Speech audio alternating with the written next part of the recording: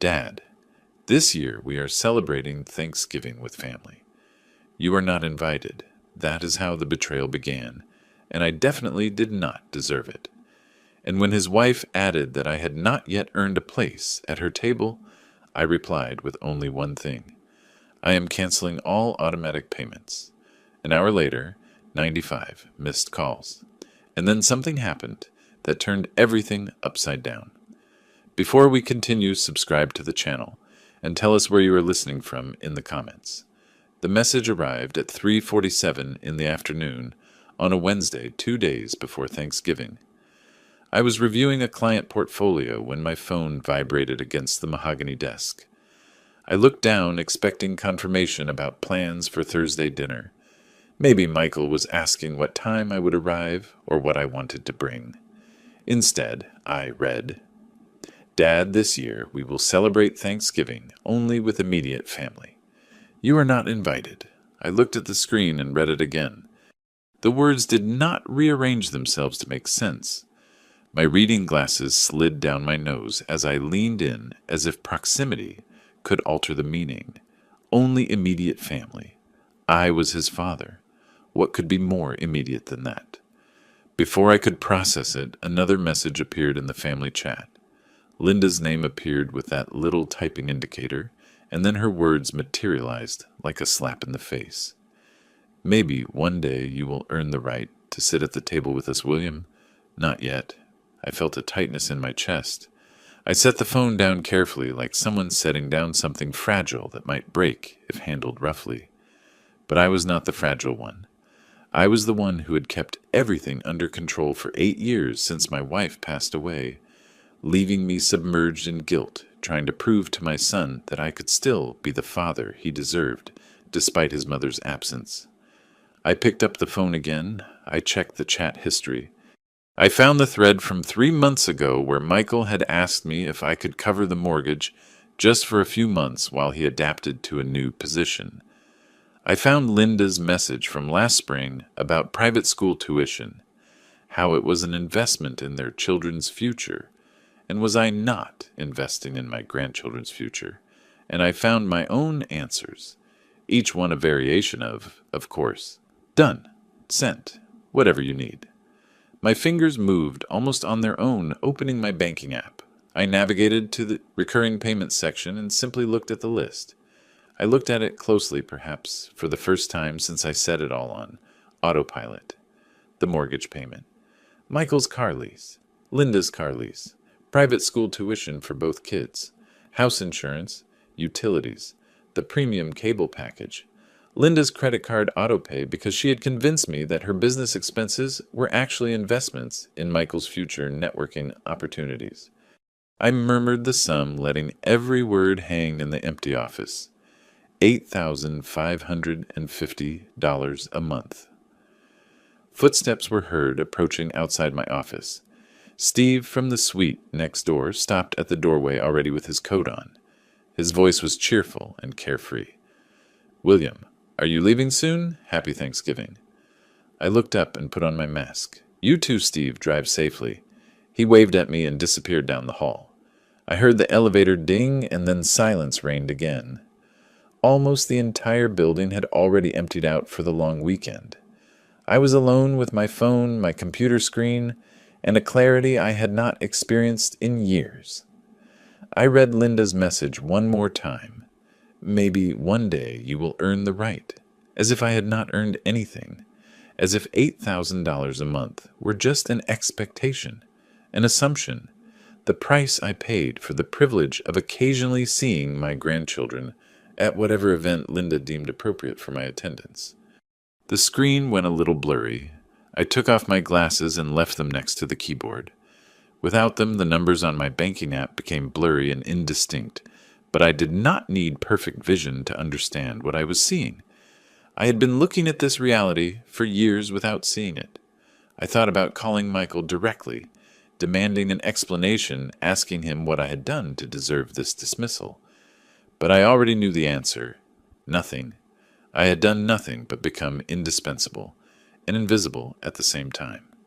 I was a checking account with a heartbeat, valuable only for what I could provide, and easily discarded as soon as I expected something as unreasonable as a seat at the Thanksgiving table. My thumb hovered over the bank app. The office was silent.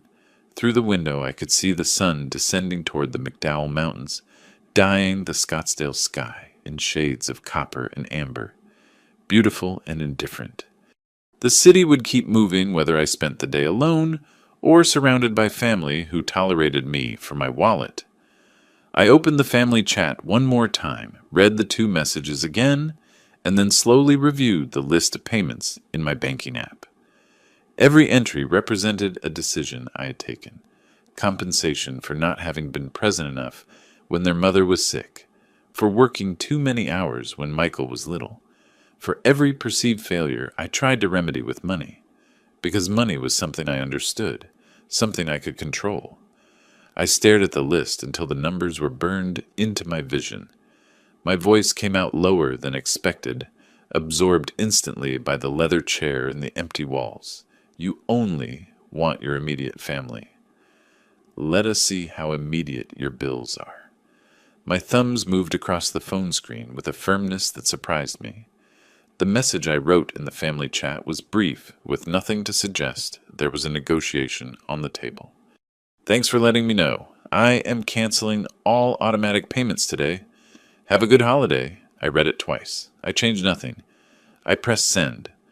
The little check marks appeared confirming delivery. I saw them turn blue. Read receipts. Both Michael and Linda had seen it. I did not wait for a response. The option to leave the group appeared when holding down the chat name, and I tapped it without hesitation. A brief confirmation dialogue asked if I was sure. I selected yes. The chat disappeared from my screen. I opened my laptop next to the phone, positioning both devices so I could work on different platforms. My banking app on mobile, institution websites on the larger screen. I configured these payments methodically over the years. It seemed appropriate to dismantle them the same way. First, the mortgage, $3,200 scheduled to withdraw on the first day of every month. I navigated to my main bank's webpage, logged in, and found the recurring payments section. The entry was there with its little elegant active status in green. The cursor hovered over Cancel Scheduled Payment for about 3 seconds. Then I clicked. A confirmation dialog appeared. Are you sure you wish to cancel this recurring payment? The recipient will not receive an automatic notification. I clicked Confirm. The status changed from green to gray. Cancelled, I murmured to the empty office. 3,200. Not anymore. Then came the car leases. Michael's first. A luxury sedan that according to him was necessary for client meetings, even though his sales position required him to work mainly from home. $489 a month. Cancelled. Then there is Linda's SUV, the one she justified saying she needed safe and reliable transport for the grandkids. $512. Cancelled. While I clicked on each one, I spoke softly, repeating Linda's words in the empty room. Maybe one day you will earn the right to drive these cars. Not yet. The private school tuition was next. $2,200 spread between 2 children. I withdrew them quarterly, but averaged them in my mental monthly calculation. That required logging into a separate education and payment portal. More clicks. More confirmation dialogues asking me if I was sure. I was sure. Home insurance, utilities, the premium cable package that cost more than mine. Every cancellation took between 2 and 4 minutes. Login credentials, security questions, navigation through menus designed to make cancellation difficult. I resolved them with the patience of someone with 40 years in financial consulting. Someone who understood that thorough work takes time. Sometime during the suspension of utilities, my phone began to vibrate. Michael's name appeared on the screen. His photo taken 3 Thanksgivings ago when he still smiled at me appeared next to the incoming call notification. I looked at it. I reached out without looking directly at the screen and turned the phone face down. The vibration continued for 30 seconds and then stopped. The silence lasted maybe 2 minutes before starting again. The same name, the same photo. I kept my eyes fixed on the laptop screen, clicking to cancel the automatic payment for the cable package. By the time I finished with Linda's credit card, the last item on my list, the one that had been silently accumulating her business expenses at an average of $900 monthly, my phone had gone through several cycles of vibration silence and restart. I closed the laptop with a quiet click that sounded loud in the silence of the office. The time on the screen read 7:52 in the evening. I had been working a little over an hour. Outside downtown Scottsdale had transformed into its nightlife ambiance. Restaurant patios were filling up. Lights illuminated the sidewalks. People were starting their holiday celebrations early. I gathered my things slowly, laptop in my shoulder bag. The phone I picked up and put in my pocket, still face down, vibrating intermittently. Coat from the hook behind the door. I locked my office, walked to the elevator, went down to the parking garage, and got in the car. The whole time my phone would not stop vibrating against my thigh, like a furious insect trapped in a web. The drive to my apartment took 20 minutes in moderate traffic. I lived in a new complex near Old Town, a 2-bedroom apartment that had seemed too big when I moved in after selling the family home, but now seemed perfect for a person who did not need to satisfy anyone's expectations. Inside, I left my bag on the entry table and finally took out my phone. The lock screen was a disaster of notifications. 95 missed calls. The messaging app showed 43 unread messages. I checked the call log. Michael, Linda, Linda, unknown number. Probably Barbara, alerted to the crisis and trying to mediate. Michael. I turned off the ringer completely and disabled vibration. I put the phone face up on my desk, where I could see the screen, light up silently with every new attempt. In the kitchen, I took a bottle of bourbon out of the cabinet, a bottle I had been saving for a special occasion that never materialized. Crystal glasses from the set I never used because I had no one to use them with. 2 fingers of liquid amber reflected the light over the sink. I took the glass to my living room window and left the apartment lights off. The city stretched out before me in layers of illumination, street lights, building windows, the red and white traffic flows on Scottsdale Road. My phone screen glowed on the desk behind me. Another silent call.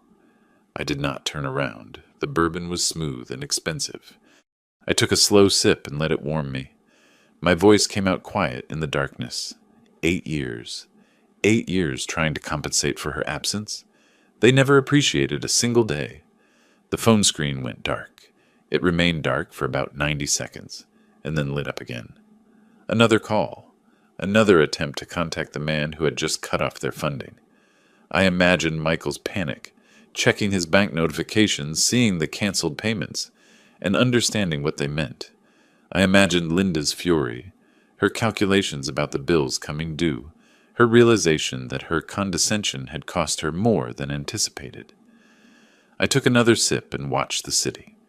Behind me, my phone kept blinking, silent and useless. Tomorrow was Thanksgiving. I would spend it however I wanted.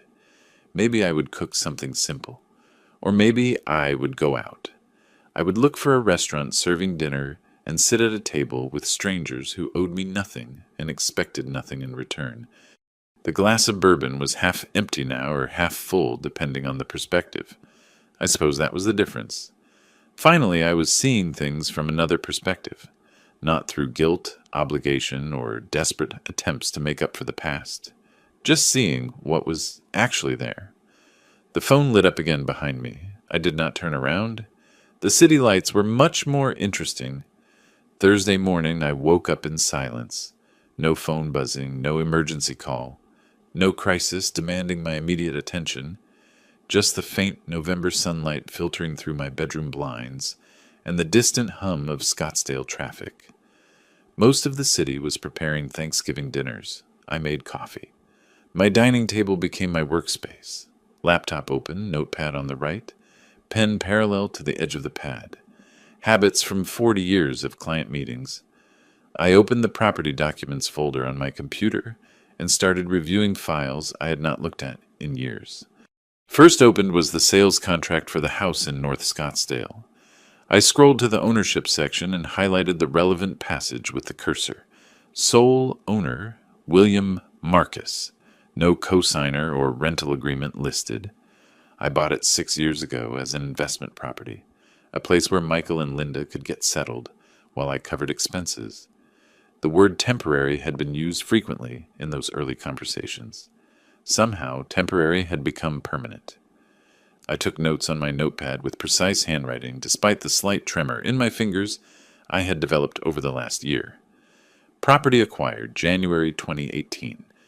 Total price $485,000. Mortgage paid in full in 2021.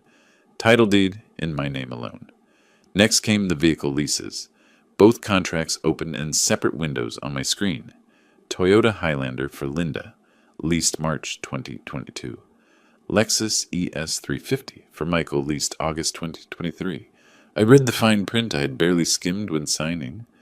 Primary lessee William T. Authorized driver Michael Clayton.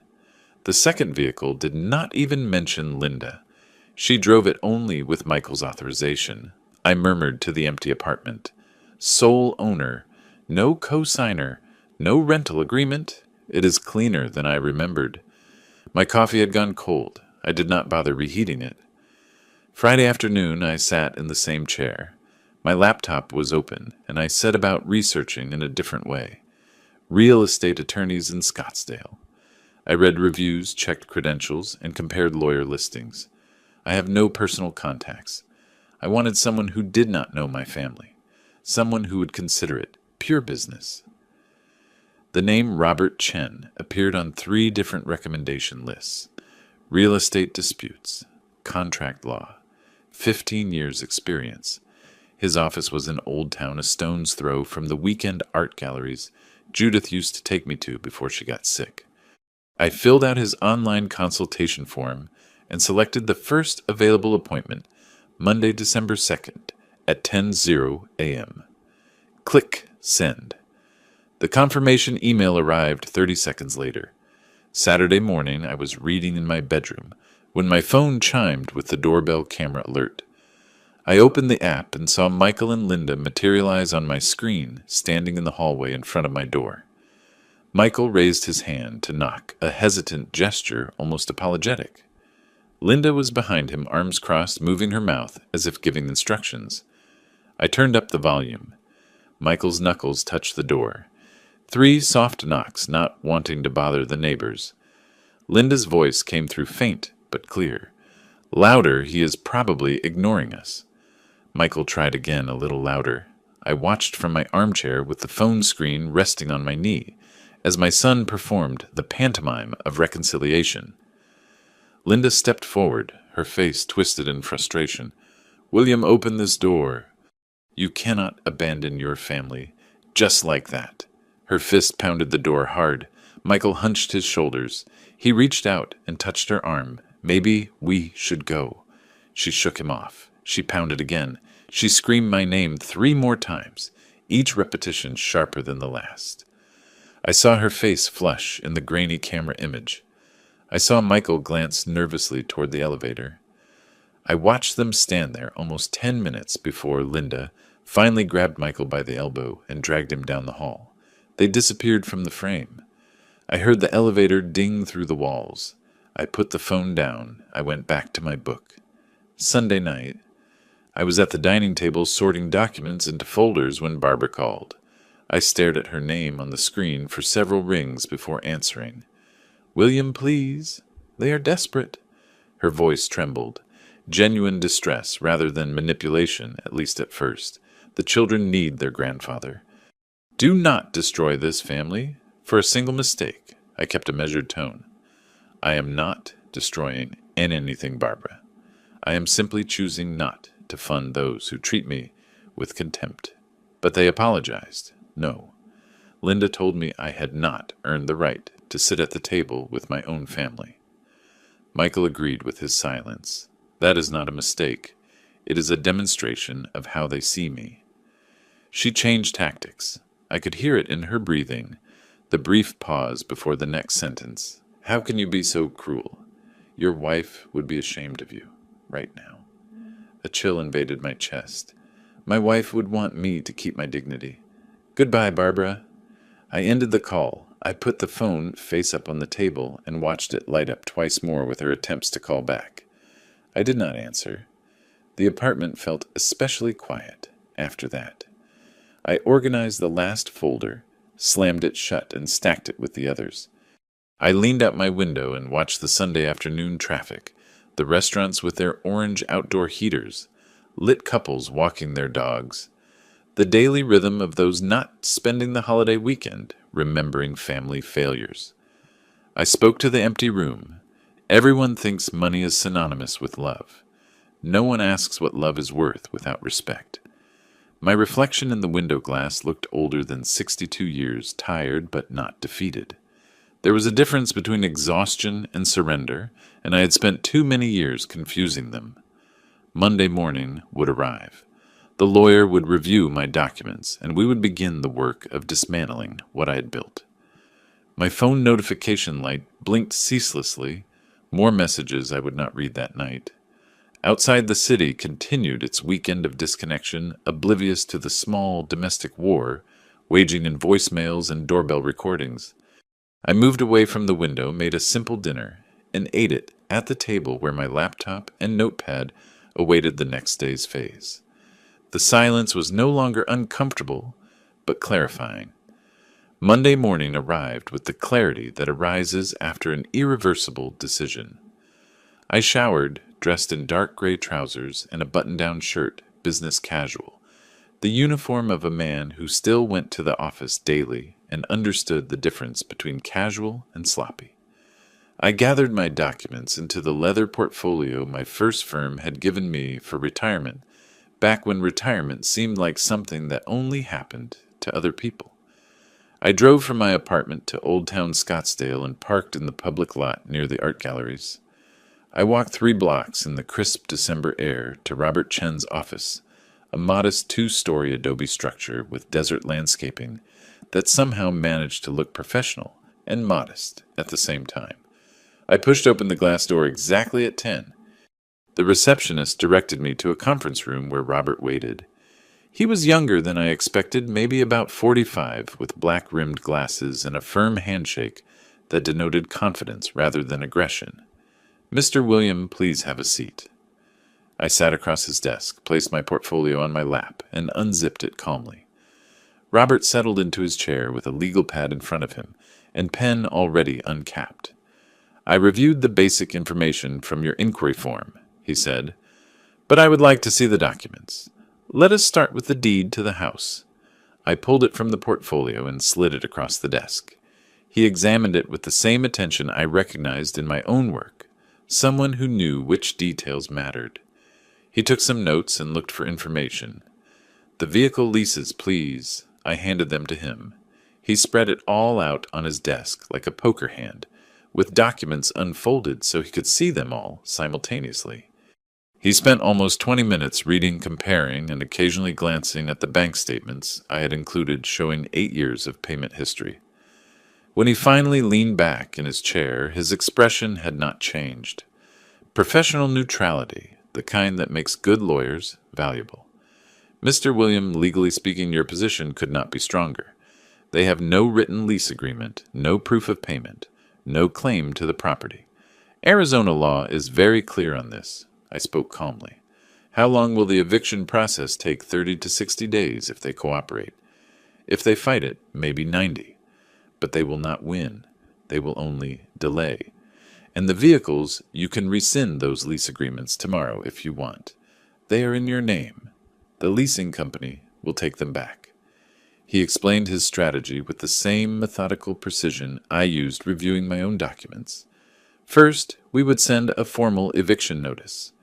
With 30 days to vacate, we would document everything they did in response. Every call, every message, every appearance at my door. If they claimed I had verbally agreed to let them stay indefinitely, we would have a paper trail proving otherwise. "When can you send the notice?" I asked. "I can have it drafted by Wednesday with courier delivery to their home Thursday at the latest." He quoted me a retainer of $5,000. I did not hesitate. I took my checkbook from the inside pocket of the portfolio and wrote the check with practiced movements. 40 years of signing checks had made the motion automatic. I tore it out and slid it across the desk. Robert examined it briefly, then reached out again. "I will be in touch Wednesday with the draft for you to review." I shook his hand, gathered my documents, and left his office with the feeling of having completed any other professional transaction, which was precisely what it was. Back at my apartment that night, I returned to my usual routine. Dinner news the stack of client files I had brought home to review. Around 9, I opened my laptop to check mail and saw Michael's name in my inbox. Subject: Dad, please. I opened it and read 3 paragraphs of apologies with excuses. Linda had pushed too hard. He should have stopped her. She never meant to hurt me. Could we sit down and talk, please? He knew he had made a mistake. I read it twice. I considered the careful wording the way he presented himself as a victim of Linda's influence, rather than a willing participant in my exclusion. The request for conversation that carefully avoided any real acknowledgement of years of receiving without gratitude. I murmured at my screen 8 years too late for that conversation. I moved the cursor to the archive button and clicked once. The email disappeared from my inbox. Wednesday passed quietly. Thursday afternoon, I was in my office reviewing my portfolio allocation when my desk phone rang, sounding like a thunderclap. "Mr. William, there is a man in the lobby claiming to be your son and requesting to see you. He is becoming disruptive." I looked at my computer monitor and switched the interface to the building security camera, a feature available to senior staff precisely for these situations. I selected the lobby camera. Michael appeared on the screen, pacing near the elevator. His gestures were jerky and agitated. The security guard stood between him and the elevators, professional but firm. "Should we call the police?" the guard asked over the phone. I saw Michael raise his hands. I saw his mouth move as if he were shouting. I saw him point at the elevators, at the guard, and back at the elevators. The desperation was visible even through the grainy camera image. "No," I said, "just escort him out. Do not let him back in." I stayed on the security feed after hanging up. I saw 2 guards approach Michael. I saw him argue, shoulders hunched, just like at my apartment door. I saw him finally turn toward the exit, surrounded by security, his whole body radiating defeated fury. The lobby returned to its usual rhythm. People entering, leaving, crossing toward elevators, undramatic. I went back to my portfolio allocation spreadsheet and spoke softly to my empty office. "You wanted to exclude me from the table, Michael. Welcome to the same feeling." My phone showed no new messages. The workday continued its usual course. Outside my window downtown, Scottsdale went on normally. The lunch crowd dispersed. Afternoon meetings began the city indifferent to small family catastrophes. I returned my attention to the numbers on the screen. Asset allocation risk assessment. The comfortable language of a profession with meaning where value could be calculated and consequences predicted. Not like family where 8 years of payments and gifts earned you only contempt and a Thanksgiving exclusion. The office was quiet, professional, mine.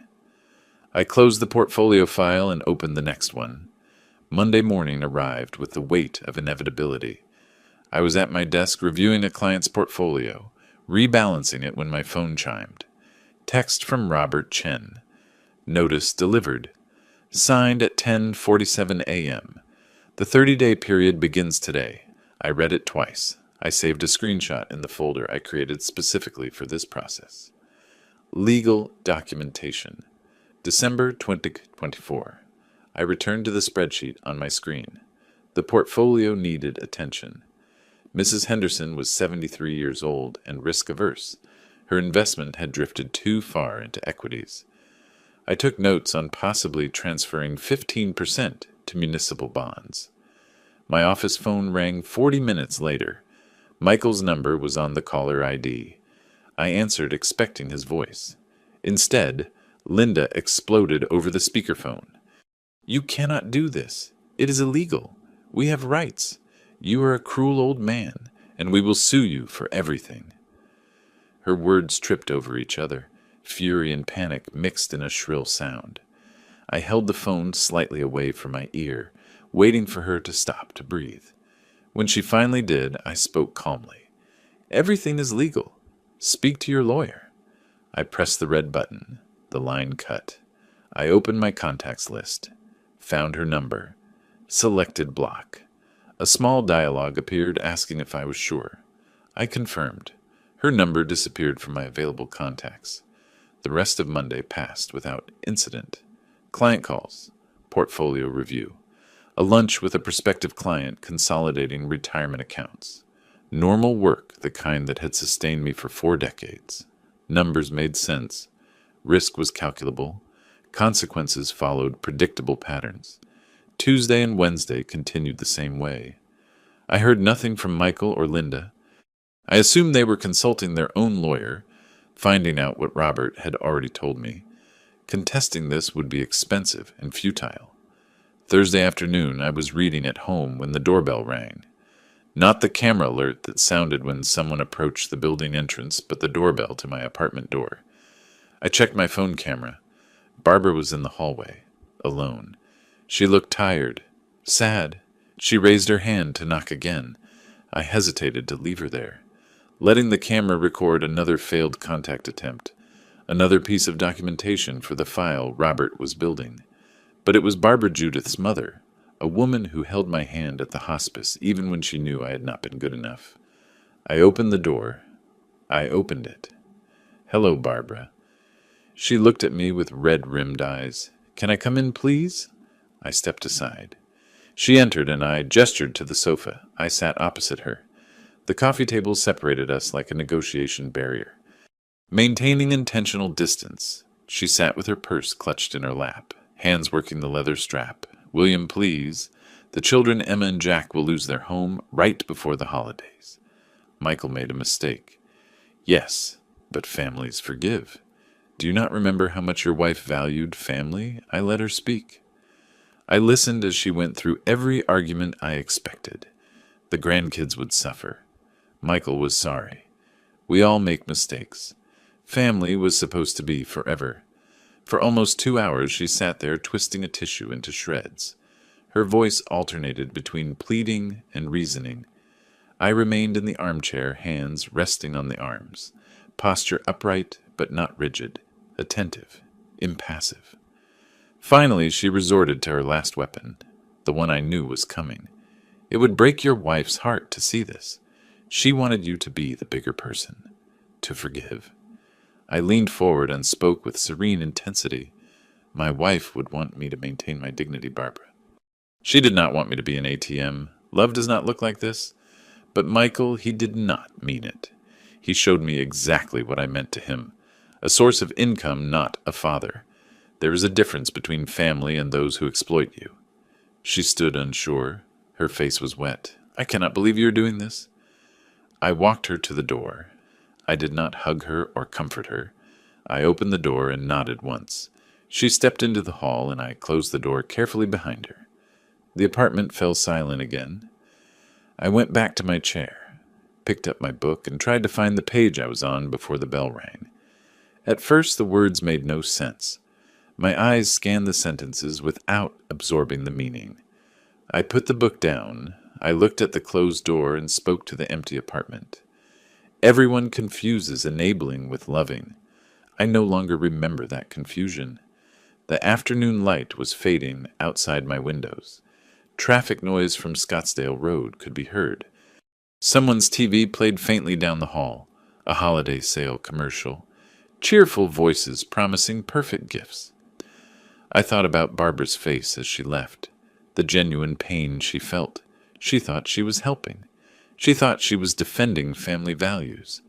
But family values without mutual respect were not values at all. They were just chains disguised as connection. My phone was on the nightstand, dark and silent. No new messages.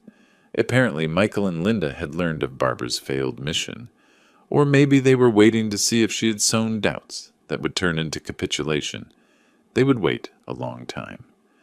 I picked up my book again, found my place.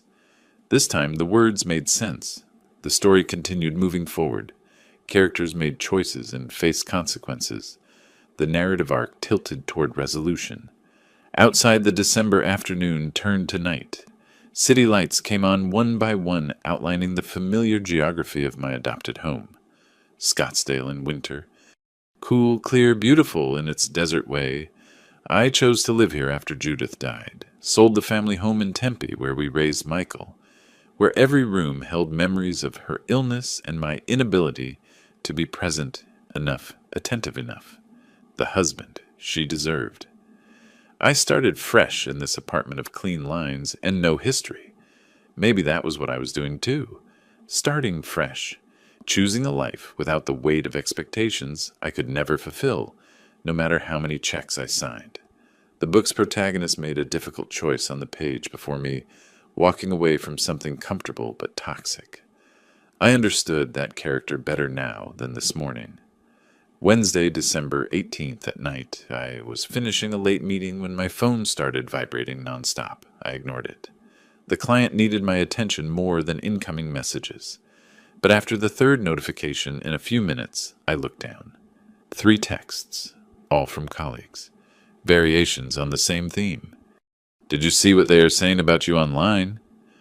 The meeting ended at 6. I thanked Mr. Patterson, walked him to the elevator, returned to my office, and finally checked my phone. 4 more messages had arrived. 2 from Scottsdale Chamber of Commerce acquaintances. 1 from Steve the neighbor. 1 from a former client, all asking the same question. I opened Facebook, which I had last checked in September. I navigated to Linda's profile. It was public, so it was easy to find the post. Posted at 3 in the afternoon. My father-in-law is evicting us. His own son, daughter-in-law, and 2 small grandchildren, with 30 days' notice right before Christmas.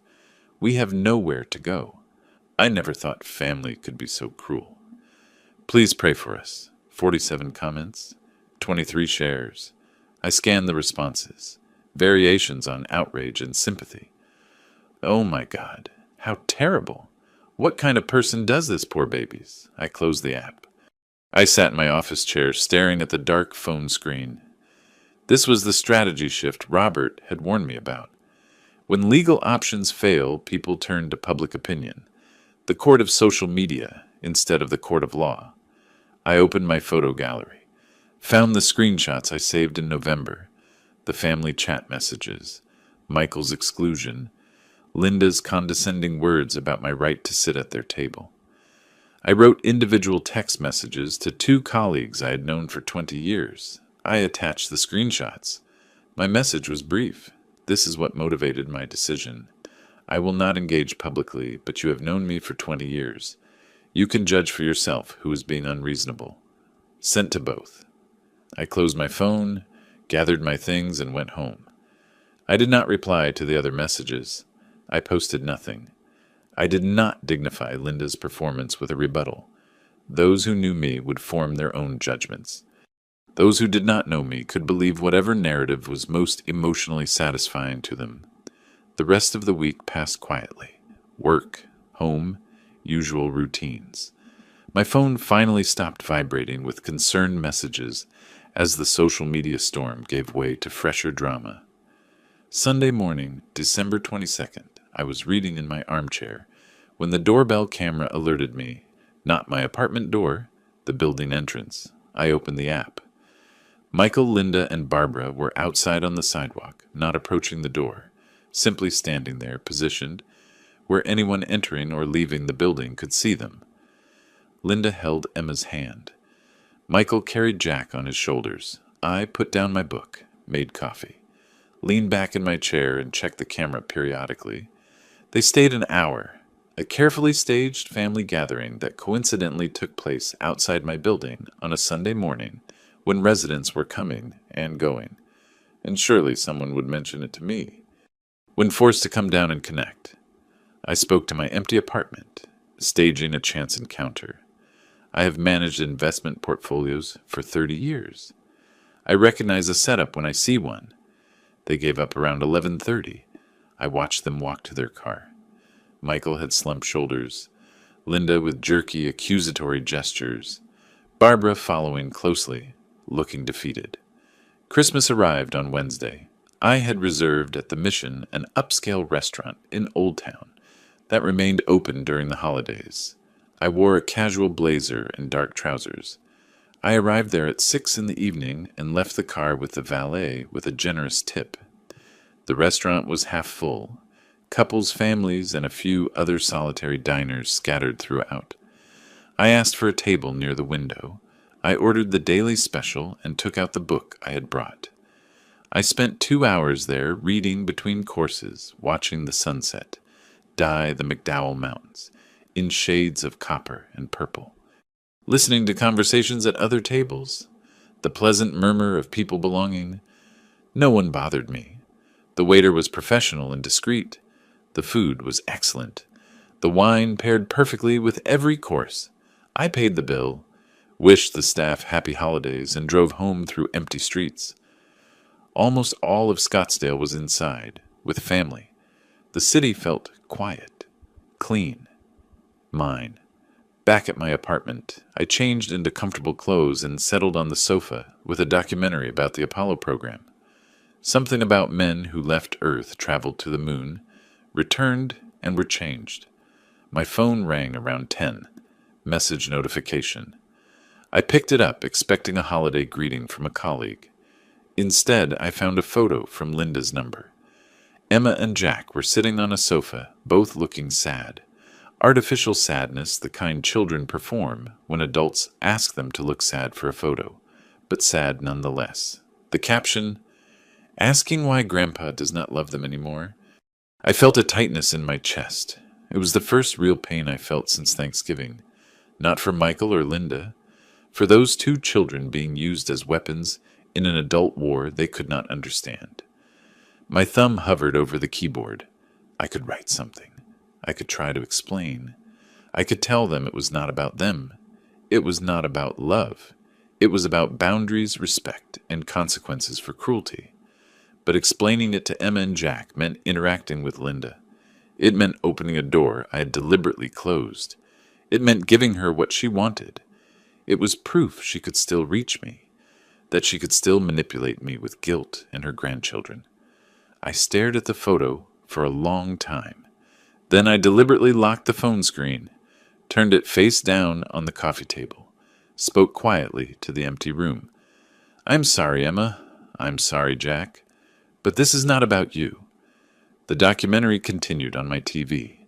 Engineers solving impossible problems. Astronauts learning to walk on a surface where no human had walked before. Men making difficult decisions in unprecedented situations. The phone remained face down. Silence. Outside. Christmas night loomed over Scottsdale. Families opening gifts. Eating leftovers and arguing about whose turn it was to load the dishwasher. Normal domestic rhythms in normal domestic spaces.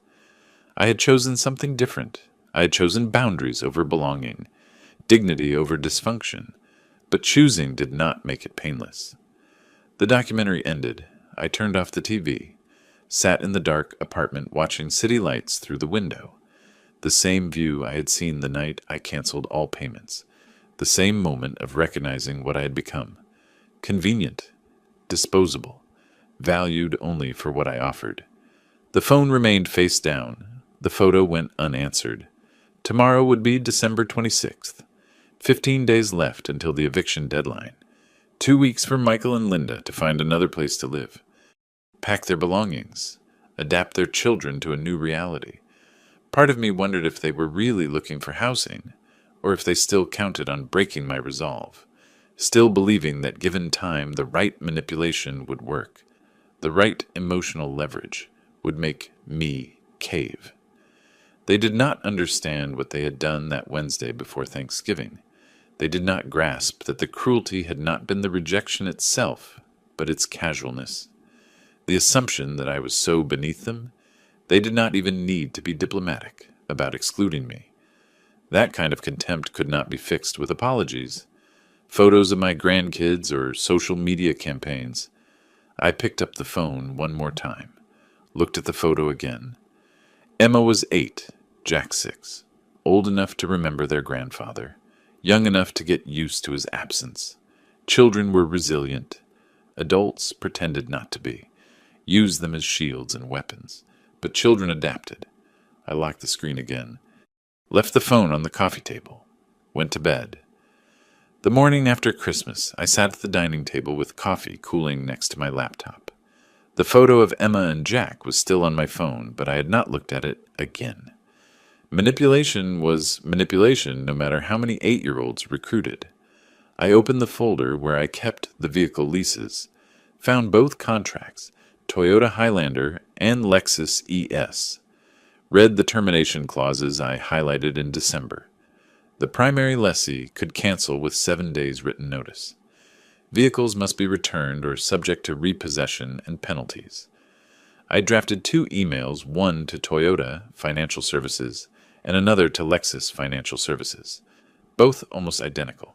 Formal lease termination, effective immediately, per section 12.4 of the contract. ID attached. Account verification attached. Click send on the first. Click send on the second. Confirmations arrived within 30 seconds. Forwarded both to Robert with a brief note. Phase 2 initiated. Vehicles will be retrieved January 3rd as stipulated in contract. The rest of the week passed in that strange dead zone between Christmas and New Year's. Office was practically empty.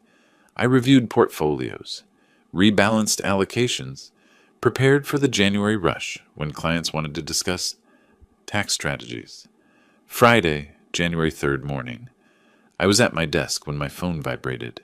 Motion detected at North Scottsdale property. I installed security cameras in November when I realized I might need documentation. The owner has the right to monitor his investment.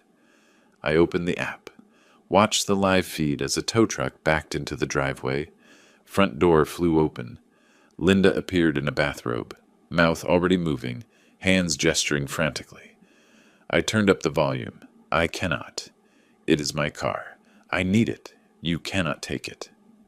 The driver stepped down from the cab, burly guy in coveralls, clipboard in hand. Walked toward her with the patience of someone who has done this many times. Ma'am, I have authorization from the lessee to retrieve this vehicle. The lease is terminated. You need to remove all personal belongings now. She positioned herself in front of the Toyota, actually put herself between the truck and the vehicle, as if that could stop something. I have children. How am I going to take them to school? The driver showed her papers, pointed to specific lines. Even from the camera, I could see her face go through a series of emotions. Disbelief, rage, despair. She pulled her phone from her robe pocket, started dialing. Probably Michael, probably me. Did not matter. The driver gave her 5 minutes to clear her stuff from the car.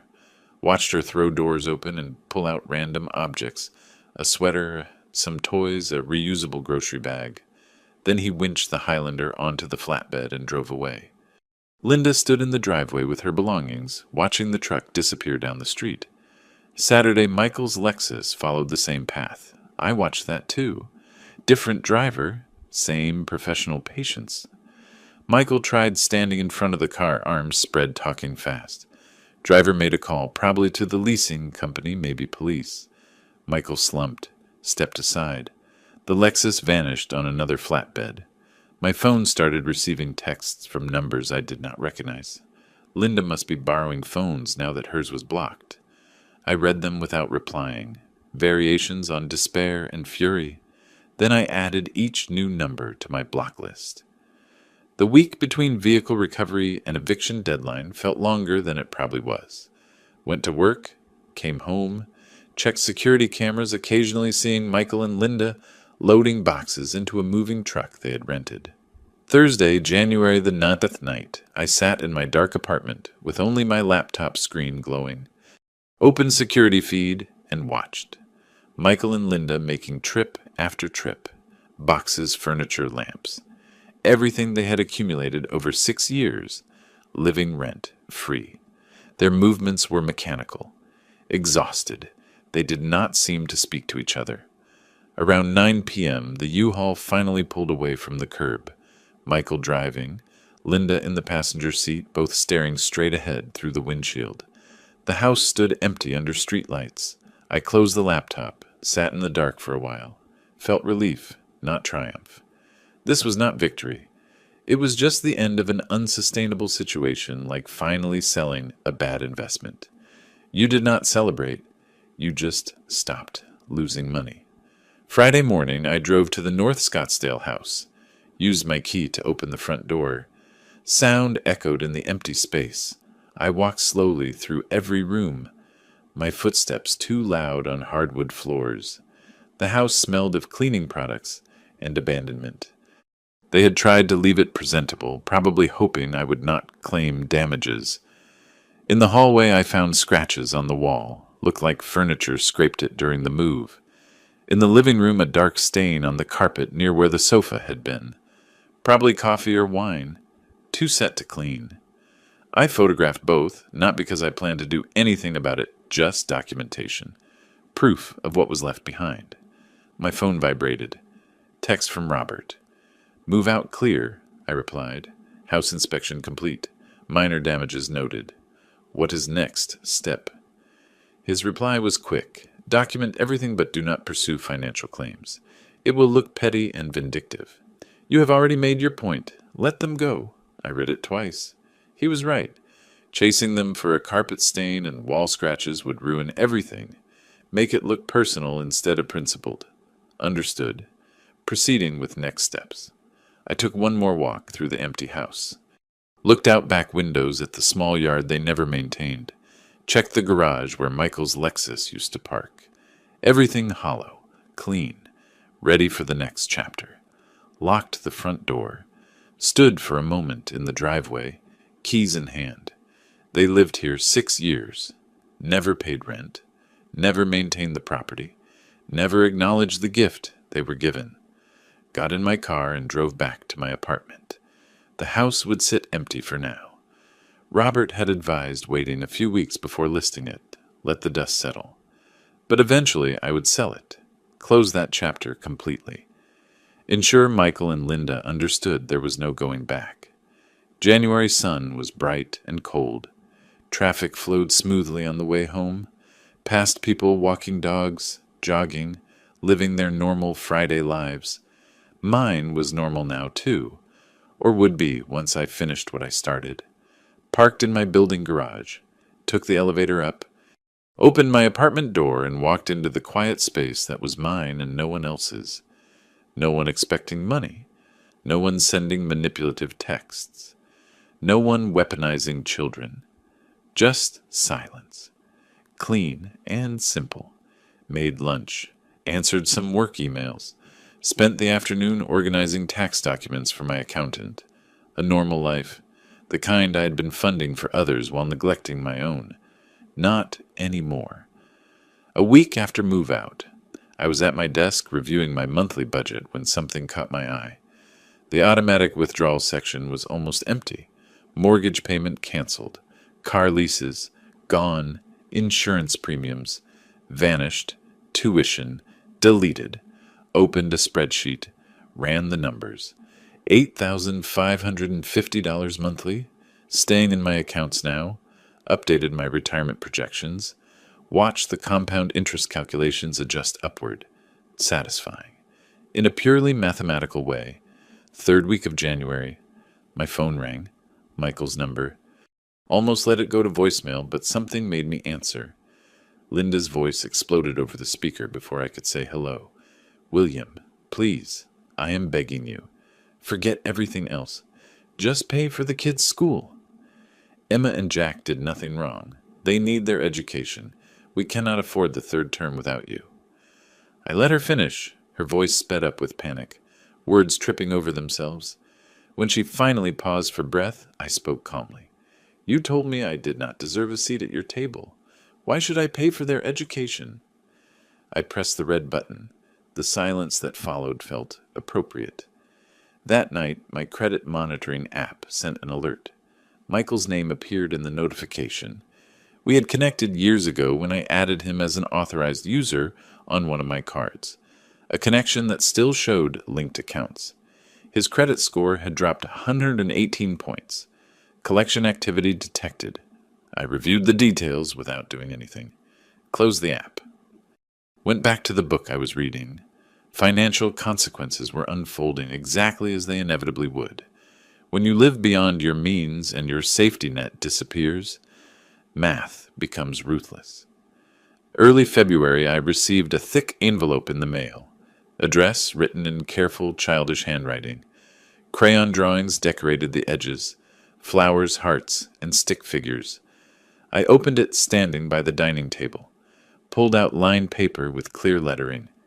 Dear Grandpa, please forgive Mom and Dad. We miss you.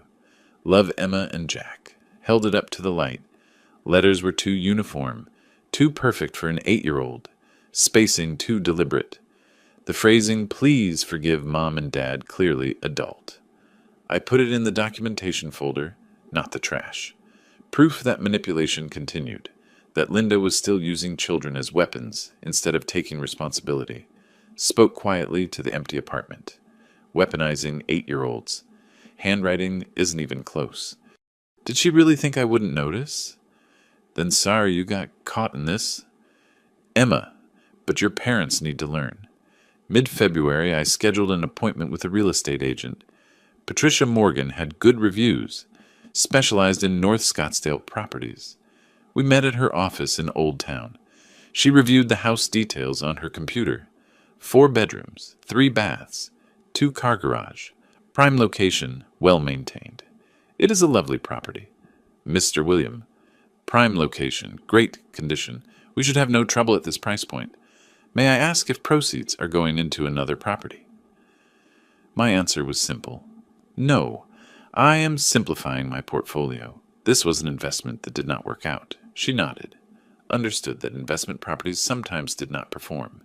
Did not need to know the investment had been in family, not real estate returns. Signed the listing agreement. $675,000. Slightly above market, but the house justified it. Patricia said she would have the sign up in a few days. Photos on MLS by the weekend. Before going home, I called Robert.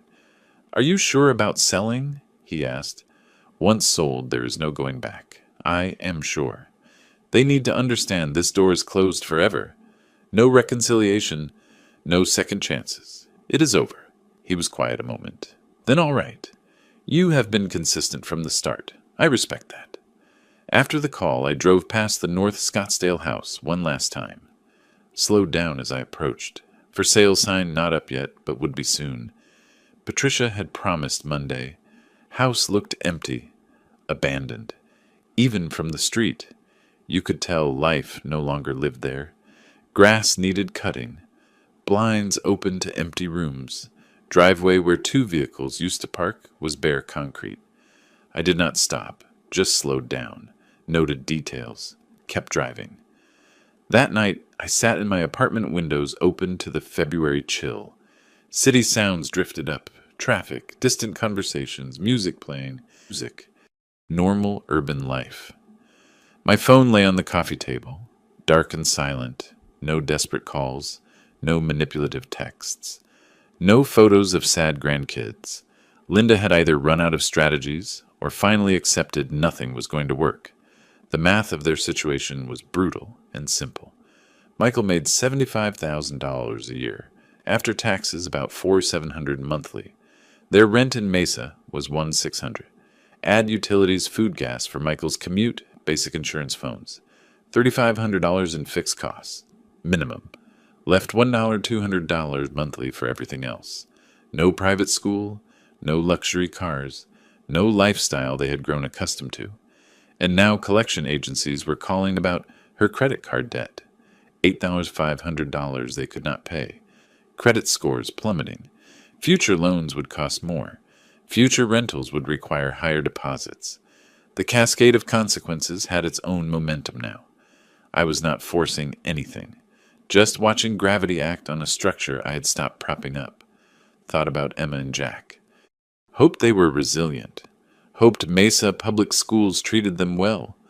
Hoped they eventually understood their parents' choices created this, not their grandfather's boundaries. But that was years away. For now, they were confused kids wondering why everything changed. That part did not feel good, never would. Children were casualties of adult dysfunction, always had been. I had tried to prevent it by funding their lifestyle, but all I had done was delay the inevitable and enable their parents' irresponsibility. Sometimes the kindest thing was to stop being kind in ways that fostered dependency.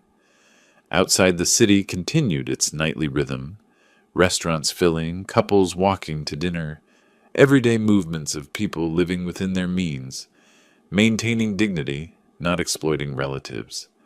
I closed the windows. Apartment fell silent again. Retirement account healthier than in years. Stress level down. Self-respect restored. Low prices. The estrangement of a son who had shown his true character. Distance from grandchildren used as pawns. Judgment from those who did not know the whole story. But I had paid higher prices before. Paid them monthly for 8 years. Paid them in dignity, in self-respect, in the slow erosion of knowing I was being used. This price, loneliness, judgment, irrevocability at least, was honest. Made dinner. Watched news. Prepped for tomorrow's client meetings. House would sell. Last thread would be cut. And I would continue the life I had reclaimed. Quieter, smaller, but mine. Late February, I was reviewing quarterly client portfolios when my phone vibrated. Building security.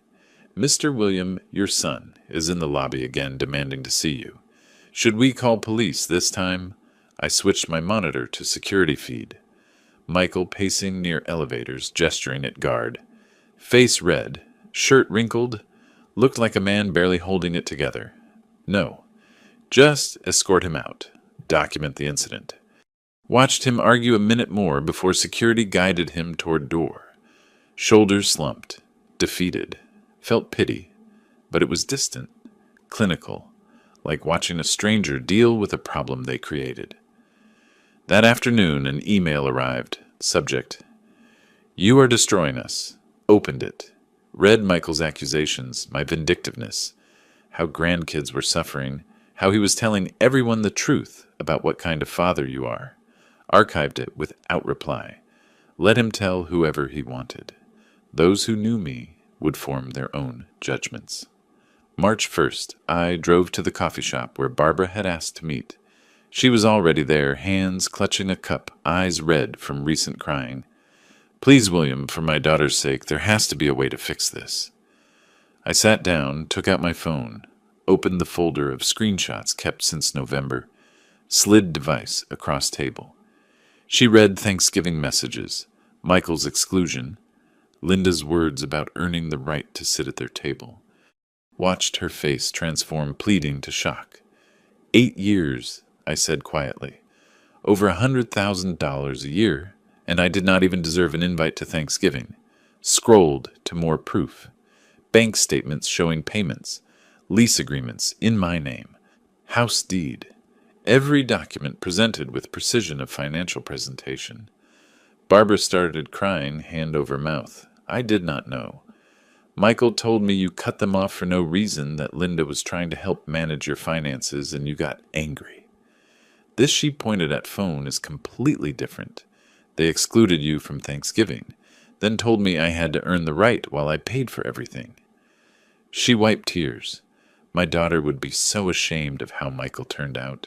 She always worried he depended too much on you, that you were too generous. She was right. Reached out, touched her wrist gently. I do not blame you, Barbara. You did not know. But I will not be manipulated any more, not even by people I love. Your daughter understood dignity. She wanted me to keep mine. She nodded, squeezed my hand. Alliance shifted in that moment. Not against Michael, but toward truth. Mid-March, my phone rang. Patricia Morgan. Mr. William, excellent news. We have an accepted offer, $670. Or cash buyer, 30-day close. Thanked her. Ended call. Sat in office chair, letting it sink in that last physical link was broken. When sale closed, I netted $460,000 after clearing mortgage and fees. Met with financial advisor. Moved it into municipal bonds and dividend stocks. Conservative. Stable. Funding my retirement, not someone else's lifestyle. April Michaels served with court summons. Credit card company suing for $11,200. Original debt plus interest and fees. Court ordered wage garnishment, 25% of his paycheck. Did not hear from Michael, but from credit monitoring app, still showing linked accounts from years ago. Saw alert without emotion. Cascade of consequences now had its own momentum. Early May, Detective Rodriguez from Scottsdale PD called, Mr. William, need to ask some questions regarding complaint filed by Linda Willis, alleging financial exploitation. Kept calm.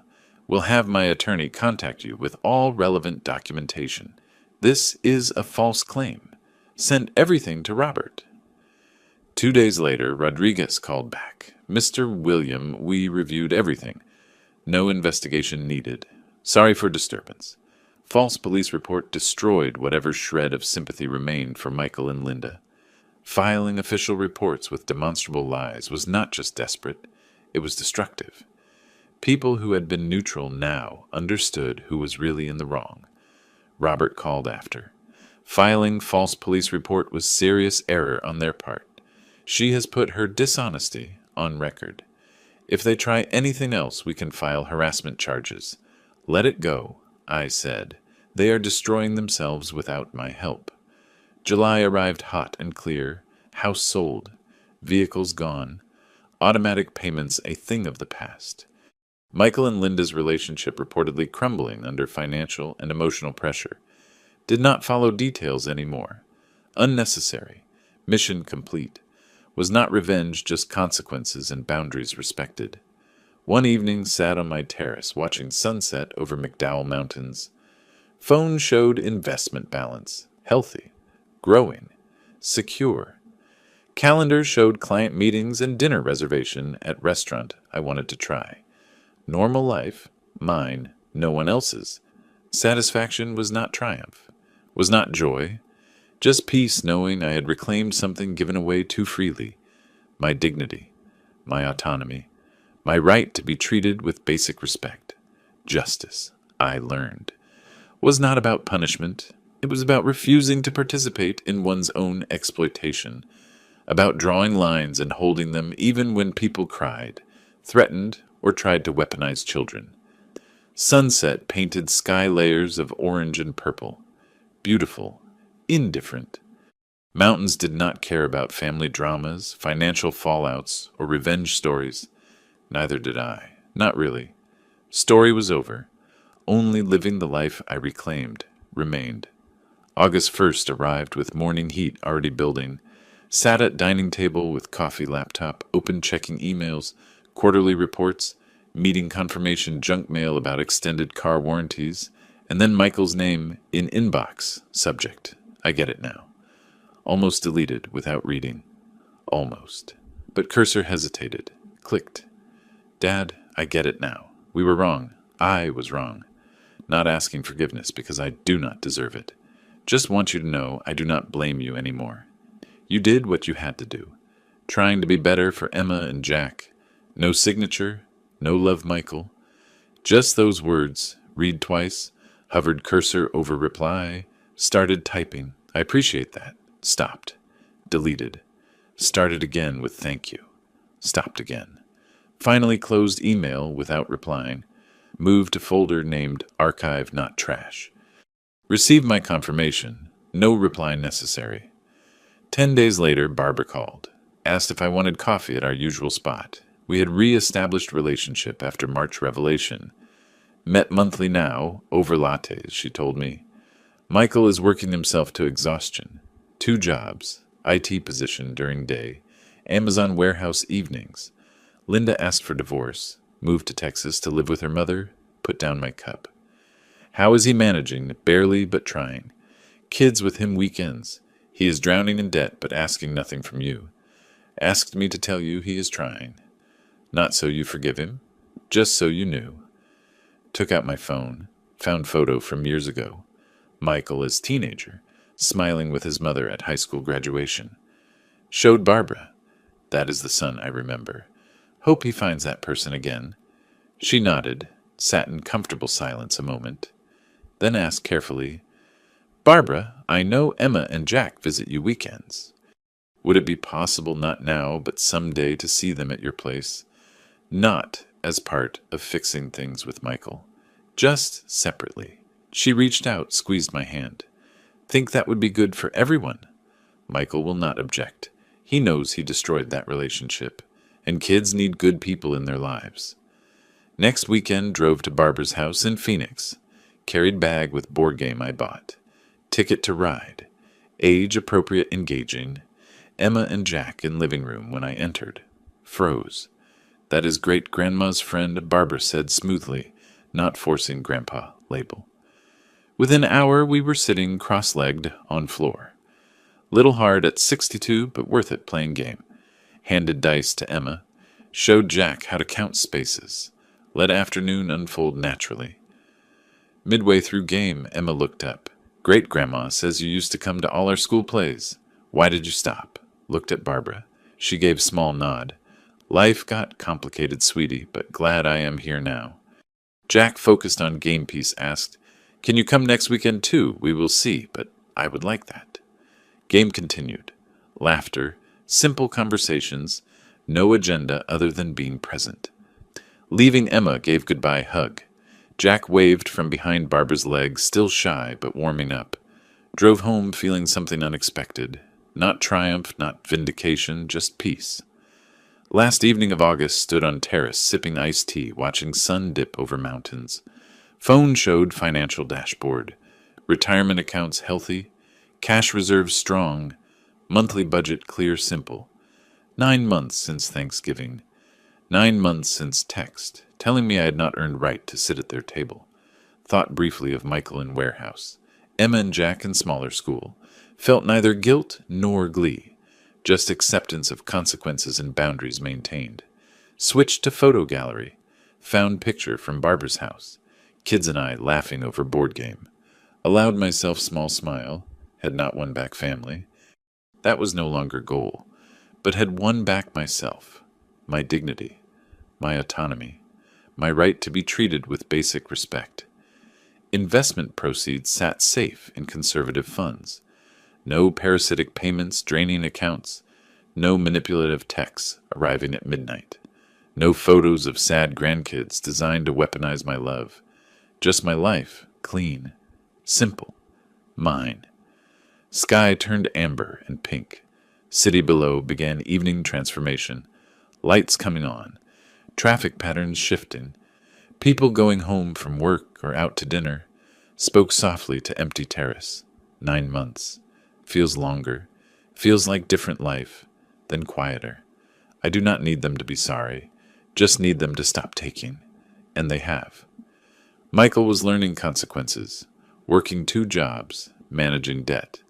Parenting virtually alone after Linda jumped ship. Same single parenthood I experienced after Judith died. Though mine by death, not choice. Maybe he would come out better for it.